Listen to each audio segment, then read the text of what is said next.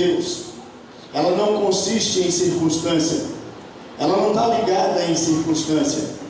Ou seja, aconteça o que acontecer, a minha alegria em Cristo não pode sair. O Senhor tem uma palavra para nós nesta noite. Estou muito feliz de estar aqui esses dias. Nós já estamos com os corações meio apertados, porque desde a semana passada que nós estamos nos despedindo, nós paramos aqui, o missionário Diego nos levou a Santa Cruz. De Santa Cruz nós fomos a Cochabamba. Aí de Cochabamba voltamos a Santa Cruz e voltamos para cá. E amanhã estamos partindo para a nossa terra, para o Brasil. E é uma viagem muito longa, cansativa. Meu genro, minhas filhas descansaram o resto da tarde, preocupados com a estrada, Interessante que eles se preocupam porque não tem lugar onde dormir, e eu só me preocupo porque não tem outro para dirigir, Então eu tenho que manejar daqui até lá, Mas tudo bem, assim o Senhor quer e o Senhor tem dado essa graça para nós. Mas eu quero louvar a Deus, irmãos, por Bolívia, louvar a Deus por essa terra. Essa terra estava no meu coração há muito tempo. Disse eu ao pastor Ibrahim que há 22 anos ele me deu uma aula numa daqui. E há 22 anos atrás, eu não lembro mais ou menos essa data, entre 20 e 22 anos, ele contava que ele tinha chegado aqui. Parece que o senhor estava há 2 anos aqui, pastor, se não me engano, nessa época. E ele contava disso e eu não falei nada com ele, porque quer saber o maior problema que existe conosco, irmão? Nós batemos nas costas do missionário e falamos: pode ir com Deus que eu vou orar por você, eu vou interceder por você. O missionário vira as costas, a gente esquece até o nome dele. Esquece até o nome, nunca mais vê, entendeu? Nunca mais vê, nunca mais liga, nem apresenta ele diante de Deus. Mas eu disse para o pastor Ibrahim que daquela vez, daquele dia, eu fiz um trato com Deus. Não foi com ele, fiz um trato com Deus, de ser intercessor dele. E eu vejo isso aqui é fruto das nossas orações, irmãos. O Senhor tem guardado esse povo, tem feito, porque Bolívia é de Cristo, a Bolívia é do Senhor Jesus. Amém, irmãos? Nós declaramos isso, nós vimos isso em tantos lugares. Me maravilhei demais que eu vi muitos carros falando isso, que nós servimos ao Senhor Jesus. Eu vi muitos povos de Deus, vi muitas pessoas de Deus. Na viagem onde íamos para Cochabamba, o Senhor nos deu a alegria muito grande de entre nós ia um novo convertido que ainda não tinha ido ao batismo, e de repente na volta paramos no rio e batizamos o menino no rio. Isso para nós foi uma glória, Então fomos daqui com frutos, eu vi a Bolívia e batizei um boliviano, pastor? Isso para nós, para o nosso ministério é muito forte. O missionário Diego estava conosco, batizou o menino conosco. O menino é uma bênção de Deus. Largou o trabalho dele, largou tudo para ficar 10 dias com a gente, irmãos. E em 10 dias o Senhor colocou anjos para cuidar de nós enquanto nós estávamos lá. Levaram nós para todo lugar e nos trouxeram até Três Cruzes. Depois do momento mais difícil da viagem de lá para cá, eles falaram: daqui para lá agora é fácil, então daqui você vai sozinho. Mas nos trouxeram nos lugares mais difíceis, nos passaram nas trancas mais difíceis, e o Senhor nos guardou aqui de maneira sobrenatural, irmãos. A visão que tínhamos de Bolívia, ela muda muito. Nós já tínhamos uma visão muito boa, nós já tínhamos uma palavra muito boa, mas nós agora viemos aqui, irmãos, e nós vimos, nós vimos com nossos próprios olhos. E se o amor nosso por Bolívia já era grande, agora então é imenso, Agora nós temos um trato com Deus de vez em quando, não todo ano, que a gente não pode, irmãos? A gente não pode, nós viemos por custo próprio, nós não fomos enviados pela igreja. Dizia eu para o missionário Diego, ele falou: a igreja enviou você? Eu falei: não, eu vim em custo próprio. Nós trabalhamos o ano, nós fazemos uma meta. O Senhor tem nos dado tudo, irmãos. O Senhor tem nos dado tudo. Tudo acontecia para que essa viagem nossa não sucedesse, para que nós não conseguíssemos vir aqui. O meu país fez uma Copa do Mundo lá, e a Copa do Mundo parou o Brasil. E eu vivo do povo, eu trabalho para o povo. E o povo, ninguém queria gastar dinheiro com nada, porque todo mundo queria a Copa. Resultado, perdemos a Copa, Nem trabalho, nem nada.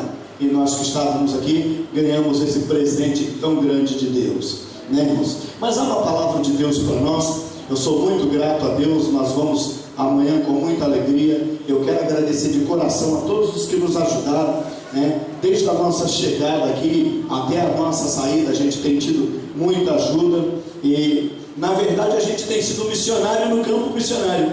Eles falam para nós que o missionário agora somos nós, né? Eles estão aqui no campo, então agora eles estão investindo na gente, estão abençoando a gente. Eu estou vestido numa chamarra? Numa chamarra, né, pastor?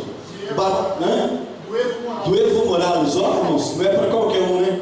Mas eu bati o olho nessa, a gente chama de jaqueta, né? Eu bati o olho nessa assim na parede e um dos irmãos, ele ficou olhando para mim, aí ele falou assim: "Le gusta?"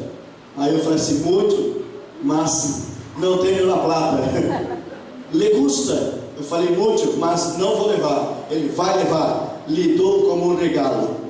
E me deu, irmão. Então, graças a Deus, o Senhor merece toda a honra e toda a glória, mas o Senhor faz com que os seus filhos sejam abençoados, amém? É o tema da minha mensagem, amados. Não somente abençoados, né? Para que Deus reuniu um povo? Por que Deus chamou um povo? Porque estava no coração de Deus ter um povo para si. E eu louvo a Deus por isso. A minha família sabe disso. Eu tenho um temor muito grande pela palavra de Deus, irmãos. Um temor muito grande pelas coisas de Deus. E há um trato meu e Deus, e eu só revelo isso para os outros depois que isso acontece. Mas há um trato meu e Deus que Deus tem que confirmar a sua palavra para mim. A gente prepara a palavra. A gente que conhece a palavra tem uma dificuldade muito grande, porque você já sabe o texto, você vai naquele texto, vai naquele outro, vai naquele outro. Mas eu procuro uma palavra que Deus nos direciona. E a palavra que Deus nos deu, ela está bem exatamente no contexto do que o pastor Ibrahim leu para nós aqui, né? Porque Deus não quer tão somente que sejamos uma raça eleita, um sacerdócio real, uma nação santa, um povo de propriedade exclusiva dele. Ele não quer somente isso, mas Ele quer que nós tenhamos alvo, tenhamos objetivo. Para que Ele nos chamou como igreja? Para que existe a igreja de Deus na face da terra? Então, Efésios capítulo 1, a carta de Paulo aos Efésios, no seu capítulo 1, a partir do seu versículo de número 3, diz assim: a carta aos Efésios, a epístola aos Efésios, capítulo 1, versículo 3: Bendito seja o Deus e Pai de nosso Senhor Jesus Cristo, que nos tem abençoado com toda sorte de bênçãos espirituais nas regiões celestiais em Cristo, assim como nos escolheu nele antes da fundação do mundo, para sermos santos e irrepreensíveis perante ele, e em amor nos predestinou para ele, para a adoção de filhos, por meio de Jesus Cristo, segundo o beneplácito de sua vontade, para o louvor da glória de sua graça. Ele nos concedeu gratuitamente no amado, no qual temos a redenção pelo seu sangue e a remissão dos pecados, segundo a riqueza de sua graça, que Deus derramou abundantemente sobre toda a sabedoria e prudência, abundantemente sobre nós em toda a sabedoria e prudência, desvendando-nos o mistério da sua vontade, segundo o beneplácito que propusera em Cristo, para convergir nele, na dispensação da plenitude dos tempos, todas as coisas, tanto as do céu como as da terra. Nele, digo, no qual fomos também feito herança, predestinados segundo o propósito daquele que faz todas as coisas, conforme o conselho da sua vontade, a fim de que sejamos para o louvor da sua glória, os que de antemão esperávamos em Cristo, a quem também vós, depois que ouvistes a palavra da verdade, fostes também o evangelho da vossa salvação, tendo nele crido, fostes também selado com o Espírito Santo da promessa. Até o versículo de número 13. Mas, amados, qual era o desejo de Deus em tudo isso? Qual era o desejo de Deus em tudo isso? O desejo de Deus é que tivesse uma igreja fortalecida. Amados, e o fortalecimento não vem de nós. Nós podemos tomar vitaminas, nós podemos nos preparar, ter uma saúde de ferro, como chamamos, mas essa perfeição, essa fortaleza, ela vem de Deus para nós. Há um poder sobrenatural sobre a igreja, em que Deus determinou que a igreja tivesse aqui. Cristo, quando Ele quis edificar a igreja, Ele disse: eu vou edificar a minha igreja e as portas do inferno não vão prevalecer contra ela. Havia um desejo de Deus, então, em que os filhos de Deus tivessem alguns, posso usar o termo atributos? Eles tivessem alguns regalos, como vocês conhecem, né? Então, o seguinte, primeira coisa que Deus pensou em nós quando nos conquistou, quando nós voltamos para Deus, a Bíblia fala que nós estávamos perdidos, distanciados de Deus, e onde nós estávamos tão longe de Deus que não podíamos ser alcançados. Nós não fomos alcançados pelos patriarcas, nós não fomos alcançados pelos juízes, nós não fomos alcançados pelos profetas, nós não fomos alcançados pelos reis, mas nós fomos alcançados pelo seu próprio Filho. Ele foi lá longe e nos trouxe de volta para Deus. Esse caminho de volta é o Espírito Santo que está fazendo, nos levando de volta para Deus. Mas agora nós estamos nos aproximando de Deus, nós estamos chegando de volta para Deus. Mas aí Deus tinha então que trazer alguns benefícios para nós, não porque nós merecemos, não porque somos o melhor povo, mas porque Deus nos ama. E o amor de Deus foi derramado nos nossos corações pela pessoa bendita do seu Filho. E aí Deus pensou em nós e disse: eu preciso abençoar este povo. Então o versículo de número 3 fala que Deus nos abençoou com toda sorte de bênçãos. Nós somos o povo mais abençoado desta terra, amados. A bênção de Deus está sobre nós.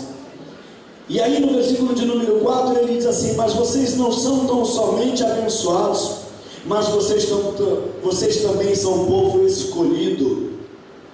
Notem, irmãos, que nós vamos chegar numa quantidade de 7 benefícios que Deus deu para a sua igreja. Eu acho tão interessante quando Paulo cita essa carta, quando Paulo descreve esses detalhes nessa carta, porque o número 7 fala de perfeição, né? A conclusão da obra no 6º dia, no 7º dia, Deus descansou. Então o número 7 passou a ser chamado o número da perfeição.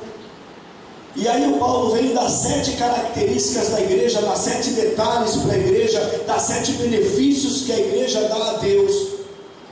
E aí, como 1 Pedro capítulo 2, versículo 9, que o pastor disse, há um porquê disso tudo.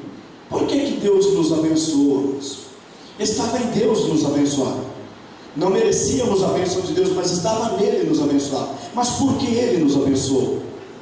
Versículo de número 4 fala que Ele nos escolheu. Eram tantos no mundo, mas Ele olhou para mim, Ele olhou para você. Quando você estava lá no mundo, Ele olhou para você e falou: eu te escolho. Lembra da palavra? Não fostes vós que escolhestes a mim, mas eu vos escolhi a vós. Então Ele nos escolheu, Ele nos chamou, Ele nos trouxe para Ele. Mas além de nos escolher, no versículo de número 5, diz que Ele nos predestinou. Então nós somos abençoados, nós somos escolhidos, mas nós também somos predestinados. Falar de predestinação para a nossa igreja, pentecostal é complicado, porque alguns entendem predestinação como alguém que foi chamado por Deus e já vai para o céu. Nós entendemos predestinação, a predestinação bíblica, amados. Como que é a predestinação bíblica? Deus criou todo homem para o céu. Preste atenção no que eu vou dizer. O céu é um presente de Deus para nós. O inferno é um direito de escolha. Vocês entendem isso, não? Só vai para o inferno quem quer. O céu já está garantido para nós. Vocês entendem assim, não? O céu Ele nos deu.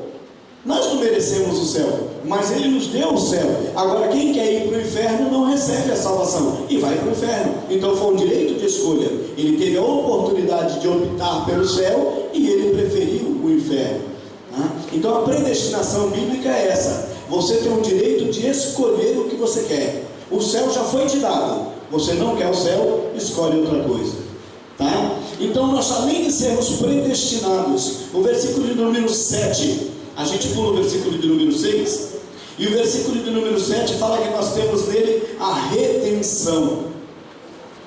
Essa palavra redenção, como a outra que está logo atrás, eu não sei como é que vocês falam no versículo 7, olha lá, redenção, e a outra palavra que é remissão, é o perdão, né? Você já coloca um perdão lá, está escrito, né?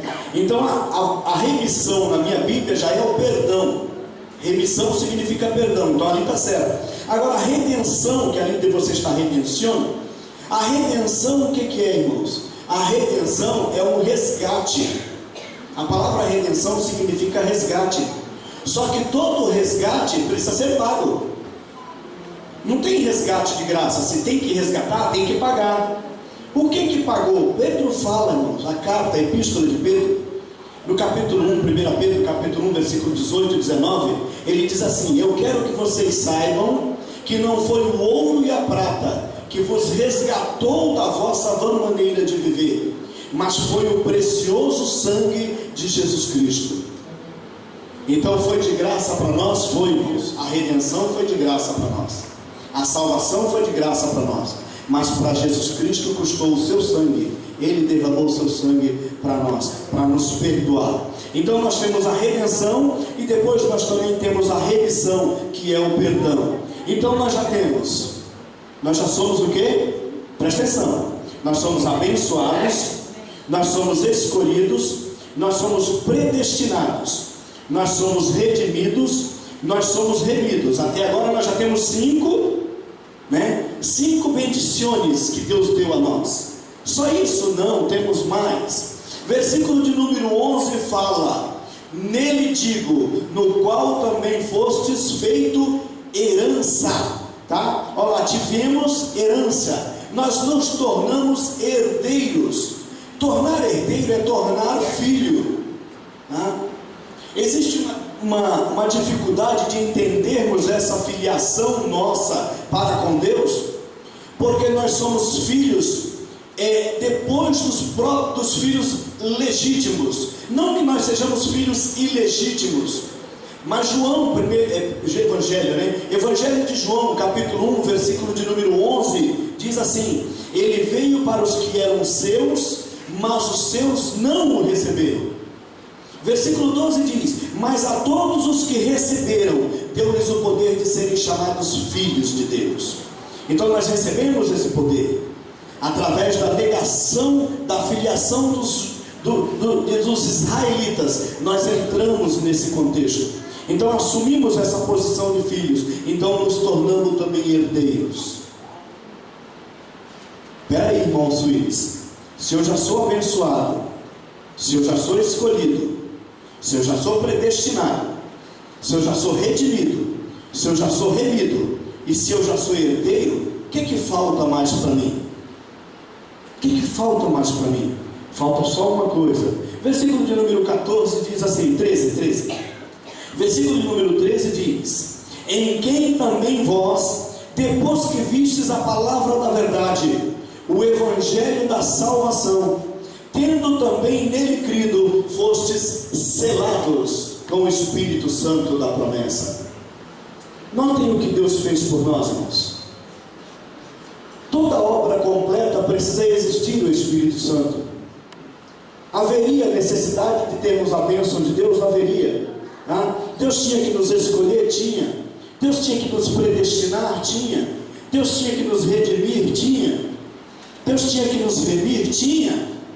Deus tinha que nos tornar herdeiro? Tinha. Mas tudo isso sem o Espírito Santo, do que valia? Aí ele nos selou com o seu Espírito Santo da promessa. Sabe o que significa a palavra selo? A palavra selo significa garantia. Eu fui selado com o Espírito Santo. Isso é uma garantia que eu pertenço a Deus. Eu fui selado, eu pertenço a Deus. Amém, irmão?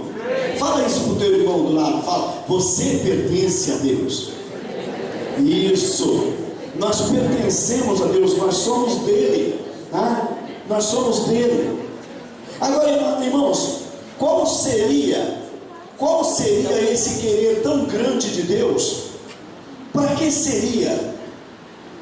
Todas essas dádivas de Deus dadas a nós, todas essas bênçãos de Deus dadas a nós, para que seria tudo isso? Teria uma importância, teria um porquê essas coisas. Está exatamente dentro do contexto da palavra do pastor no início. Nós somos isso com um propósito. Nós não somos por acaso. Então Deus não nos abençoou por acaso. Deus não nos escolheu por acaso. Deus não nos predestinou por acaso. Deus não nos redimiu por acaso. Deus não nos remiu por acaso. Deus não me tornou herdeiro por acaso. E Ele não me selou com o Espírito Santo por acaso. Existe um porquê, existe uma proposta para tudo isso. A proposta está no versículo de número 6, no versículo de número 12 e no versículo de número 14, onde ele repete a frase: para o louvor da sua glória. Versículo de número 6 diz assim: para o louvor da glória da sua graça, em que Ele nos concedeu gratuitamente no amado. Versículo 12 diz assim: a fim de sermos para o louvor da sua glória, o que de antemão esperamos em Cristo. E versículo 14 diz: o qual é o penhor da nossa esperança, até o resgate da sua propriedade, em louvor de sua glória. No texto original, a palavra no louvor da sua glória, olha só que coisa linda o que significa esta palavra, esta expressão, para o louvor da sua glória. Para o louvor da sua glória significa para causar alegria ao coração de Deus. Vocês entendem assim, irmãos? Para que nós causássemos alegria ao coração dele, ele nos deu todas as ferramentas necessárias. Você não precisa se esforçar para causar alegria ao coração de Deus, porque Ele já te deu todas as necessidades supridas. Ele nos abençoou, Ele nos escolheu, Ele nos predestinou, Ele nos redimiu, Ele nos remiu, nos tornou herdeiro, nos selou com o Espírito Santo, simplesmente para causarmos alegria ao coração do Pai. Ou seja, irmãos, a igreja tem uma proposta na face da terra. O objetivo da igreja é ganhar almas. O objetivo da igreja é ganhar almas. A proposta da igreja é causar alegria ao coração do Pai. Nós vivemos para isso. Eu posso ganhar tantas almas para Jesus e eu mesmo ir para o inferno, mas se eu não causar alegria ao coração do Pai. Agora, no que eu posso causar alegria ao coração do Pai? Eu posso ter o dom de tocar um teclado. Você chama o teclado também? Eu posso tocar esse teclado com majestade, fazer um som de tirar a lágrima dos olhos das pessoas, mas se eu não estiver fazendo isso para causar alegria ao coração de Deus, para nada serve. Eu posso tocar aquela bateria como aquele menino tocou aquela bateria tão gostosa hoje à noite, uma bateria gostosa de se ouvir, como o teclado, como os músicos aqui que tocaram louvor lindo, como os ministros de louvor que ministraram lindo. Tudo isso é muito lindo, mas não é para nós, isso é para causar alegria ao coração de Deus. Se nós não conseguimos causar alegria ao coração de Deus com aquilo que fazemos, nós acabamos perdendo o objetivo de igreja. Paulo escreve aqui, irmãos, é o início de tudo. Nós estamos aqui nos anos 62, anos 60 a 62, Paulo esteve preso em Roma, e quando ele estava naquela prisão, ele escreveu esta carta. Esta carta, na verdade, não é uma epístola dirigida exatamente para esta igreja, mas é uma carta que circulava nas igrejas da Ásia, as 7 chamadas igrejas da Ásia, as que nós chamamos tão erradamente as igrejas do Apocalipse: Éfeso, Esmirna, Pérgamo, Tiatira, Sardes, Filadélfia e Laodiceia. Todas essas 7 igrejas receberam esta carta, cópias desta mesma carta. Preste atenção, irmãos, que as nossas obras, elas são observadas por Deus. Deus olha todo o tempo se aquilo que nós fazemos é para causar alegria ao coração dele, se nós estamos fazendo para o louvor da sua glória, se é esse o nosso interesse, né? Fizemos um encontro de casais aqui tão lindo ontem à noite, Agradeci demais a Deus pela vida daqueles que armaram. Daqui a pouco vocês vão ver as imagens, as fotos. Que coisa linda que foi para nós ontem à noite. Que honra para a gente poder participar de um momento desse. Mas aquilo tem que servir para causar alegria ao coração de Deus. Não somente para que as pessoas vejam o que nós fizemos, mas nós fizemos para causar alegria ao coração de Deus. Anos 60 a 62 foi escrito esta carta. Anos 90 a 92 foi escrito Apocalipse. Quer ver a carta aos Efésios, o que está escrito na carta ao Apocalipse? Capítulo 2. Apocalipse capítulo 2.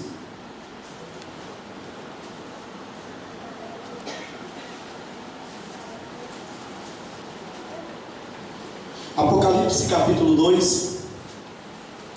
Na verdade, a carta de Apocalipse começa no capítulo 4. Entendeu? A carta de Apocalipse ela é dividida em 3 partes. Capítulo 1, versículo 19, Jesus fala para João. João escreve as coisas que vistes, as que são e as que hão de acontecer depois dessa. Então essas igrejas, elas não podem ser chamadas igrejas do Apocalipse, porque elas não são igreja do Apocalipse. Elas já passaram, eram igreja daquele tempo, e elas não existem mais. Não são modelo de igreja nossa hoje.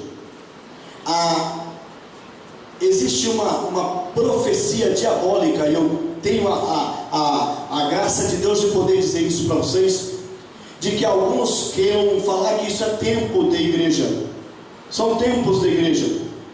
A primeira igreja, que era a igreja primitiva, que era tempo da igreja, era o tempo dos primeiros papas, e depois foi seguindo, e depois nós estamos hoje, de carta para carta, nós estamos hoje na última.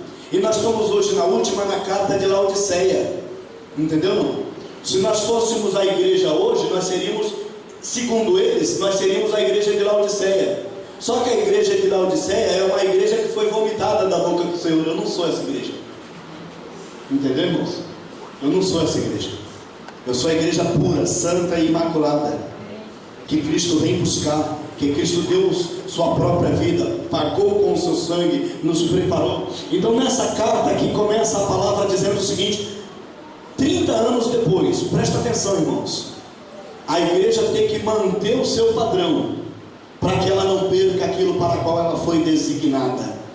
A igreja de Éfeso foi designada, as 7 igrejas da Ásia foram designadas, segundo a carta aos Efésios, para causarem alegria ao coração de Deus. 30 anos se passaram. Jesus agora pede para João escrever uma carta para essa igreja, agora só para ela. Cada uma dessas igrejas agora tinha uma carta à parte. 30 anos depois, Jesus avaliou a conduta de cada uma delas.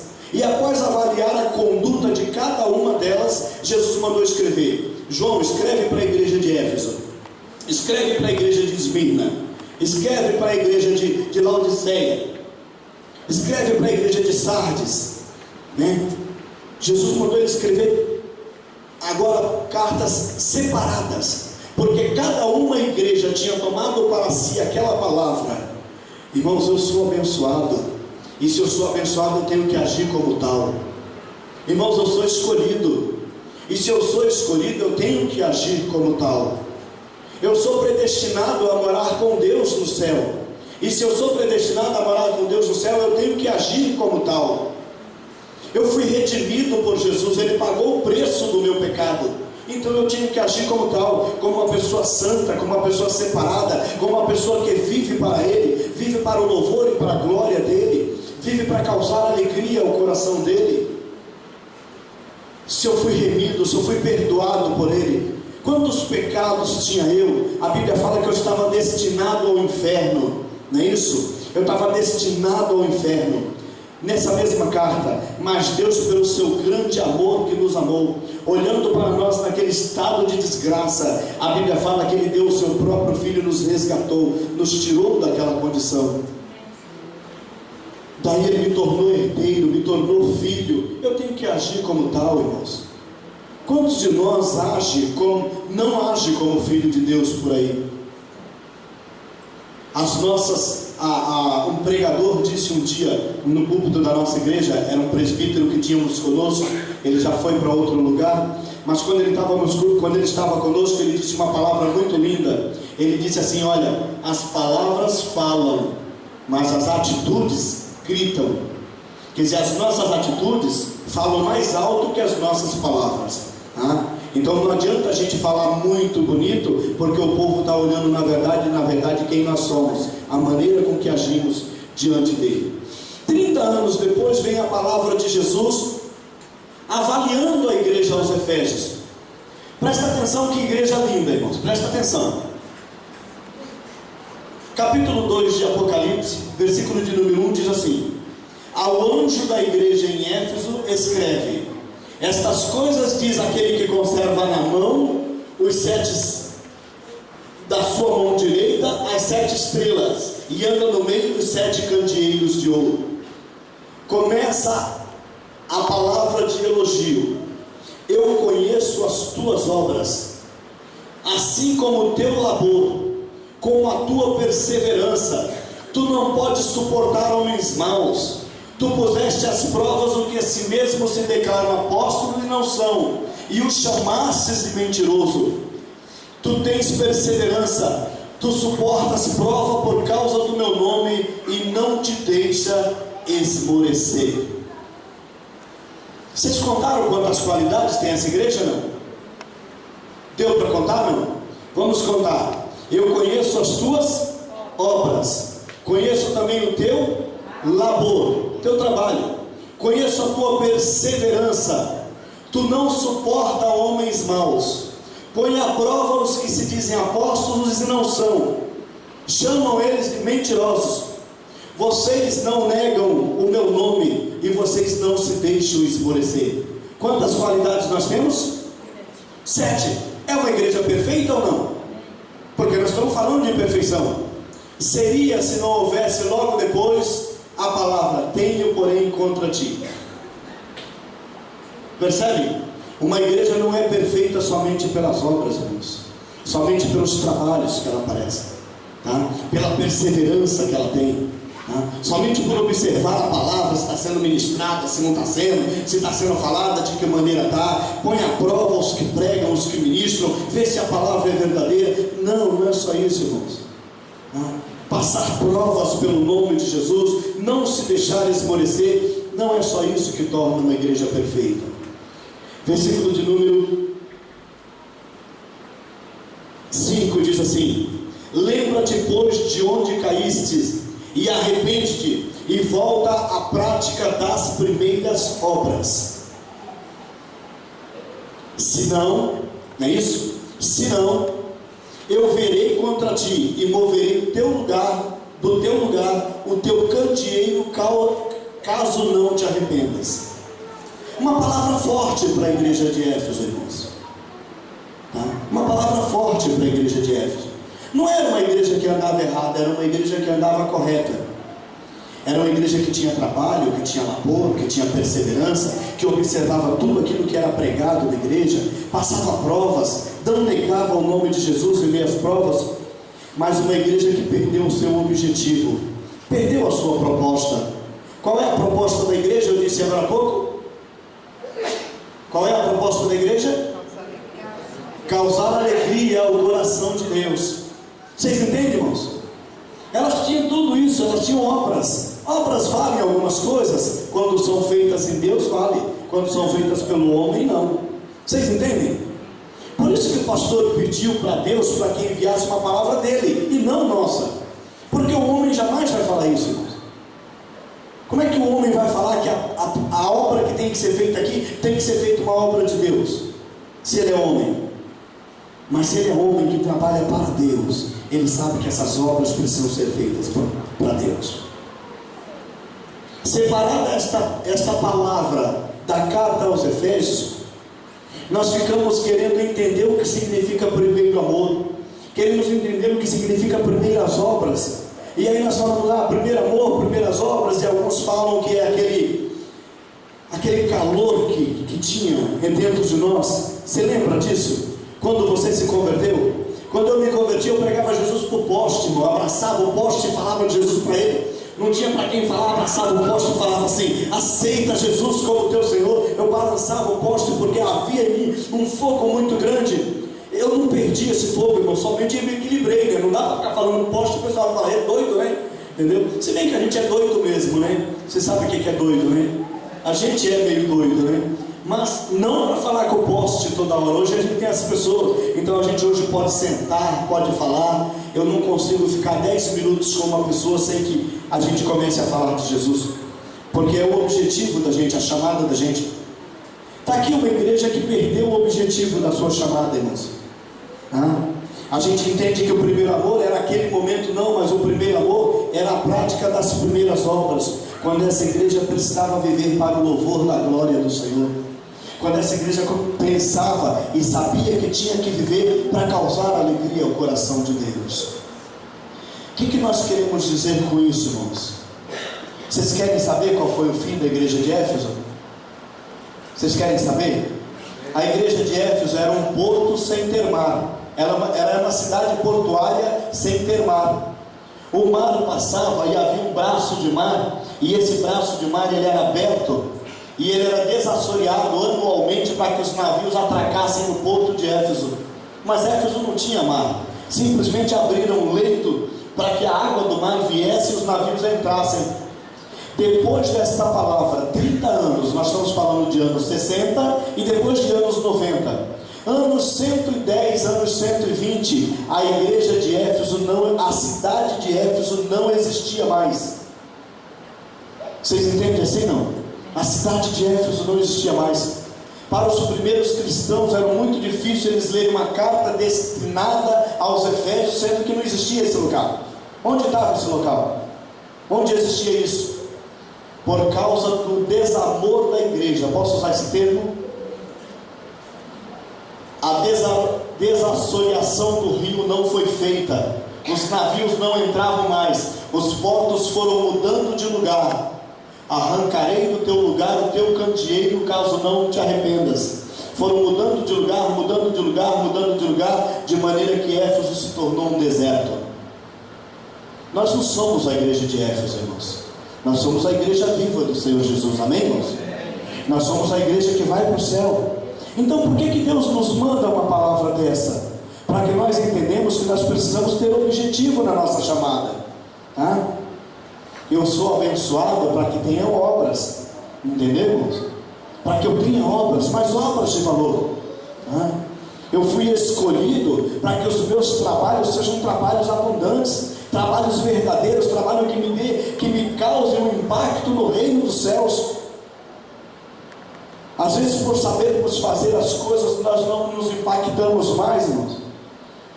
As minhas filhas e a minha esposa nem tanto, ela não fala tanto, mas as minhas filhas, os meus filhos constantemente ficam tirando sarro, não sei como é que vocês falam, porque eu me emociono com facilidade, eu choro com facilidade. Um louvor que é lindo, e desde o dia que eu entrei na Bolívia eu ouvi esse louvor. Como é que é, Natália? Fala aí. Isso, fala mais alto para o povo ouvir, que eu não consigo. Laninha de tus olhos. Isso, vocês entenderam? Deu para vocês entenderem? Esse louvor eu não consigo ouvir. Primeiro dia que eu entrei aqui, que eu sentei, o amado tocou. Falei, meu Deus do céu, onde eu chego toca, onde eu chego toca. Entendeu? E eu falei, que coisa linda isso, irmão. A gente leva esse louvor para casa, do coração, na mente, na alma. Natália falou que o próximo culto de missões vai cantar para nós lá na nossa igreja, né, Natália? Vai cantar. A Natália salvou a gente aqui, que é a única que fala quase igual a vocês, né? A gente não fala nada de vocês, mas a Natália fala bem. A Natália nos ajudou muito aqui. Mas eles falam que eu me emociono com facilidade. Mas por que isso, irmãos? Porque nós não devemos apagar aquilo que Deus colocou em nós. Desde o dia que eu me converti, que eu olho as coisas, em tudo eu vejo Deus, ou onde eu não vejo Deus eu não faço, onde eu não vejo Deus aprovando, a gente não vai, a gente não faz. Mas por que isso, irmãos? Porque eu vivo para causar alegria ao coração de Deus. O que eu faço tem que causar alegria ao coração de Deus. Antes de fazer, pergunta a Deus: Deus, essa obra que eu pretendo fazer vai causar alegria ao teu coração? Qual o impacto que vai trazer a ti? porque eu não quero ser arrancado, eu não quero ser removido, eu quero ser conservado, íntegro e irrepreensível, porque eu quero chegar até os céus. Amém, irmãos? Eu estou pregando para uma igreja que vai aos céus. Amém, irmãos? E para que nós vamos aos céus, nós precisamos cumprir as palavras que o Senhor nos dá. Vamos ficar de pé, irmãos, vamos. Que essa palavra possa ficar no teu coração, irmãos. Que você possa entender que como igreja de Deus você foi chamado. Todos nós fomos chamados para ministério. Nenhum de nós foi chamado simplesmente para ficar no banco. Meu pastor Raimundo, ele fala que cada um tem um papel na igreja. Ele falou: se você não sabe cantar, ora. Se você não sabe orar, chora. Mas você pode fazer alguma coisa. Ele falou que alguma coisa a gente tem que fazer. E a gente é feliz, irmãos, porque estamos cumprindo o ID do Senhor. E o Senhor assim tem nos abençoado. Eu queria orar com vocês para que essa bênção dessa palavra ministrada, venha aos vossos corações. E que tudo que vocês forem fazer, eu sei que vocês já fazem assim, mas que vocês possam entender que tem que continuar fazendo aquilo que agrada ao Senhor, o que é para o louvor e a glória dele, o que causa alegria ao coração dele. Pai, em nome